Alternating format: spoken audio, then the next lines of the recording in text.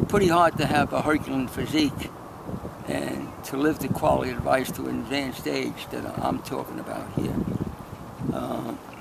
I was involved with that many years ago, and I seen a lot of people that had Herculean physiques. In fact, at one time in my life, I was a pretty big guy.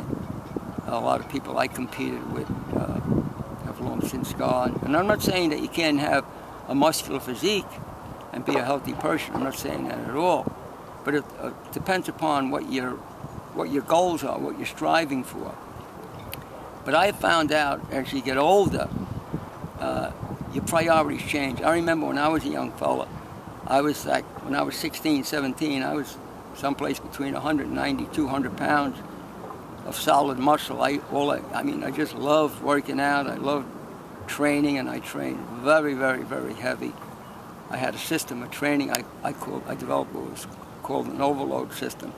I used to train very heavy, very hard, very intense, and then I would rest any place from 5 to 7 days, and it makes you unbelievably strong. It doesn't necessarily make you huge, although I had developed a pretty big physique, but it makes you unbelievably strong because you're not only developing your muscular strength and your ligament strength, but because of the intensity of the exercise, you're developing the supporting muscles, because the supporting muscles have to come into play, just like in Pilates, you're developing all these minor supporting muscles.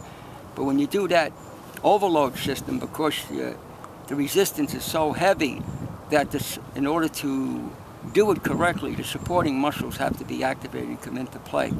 And when you're doing that, it's just like it's the difference between sprinting and jogging. When you sprint, you're using quick twitch muscles. It's totally different.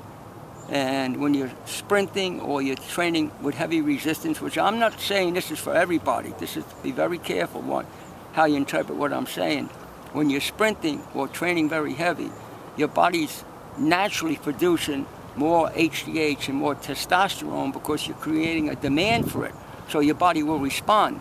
And it will respond even if you're an older person, because if you're eating the right type of a diet. Chronological age and biological age are two completely different things. You could be 70 years old and be biologically like a person 40 if you're doing the right things and leaving out the wrong thing. So when you do that, and you start to experience this type of stuff, and you start to see, as you get older, that your aging process is actually slowing down.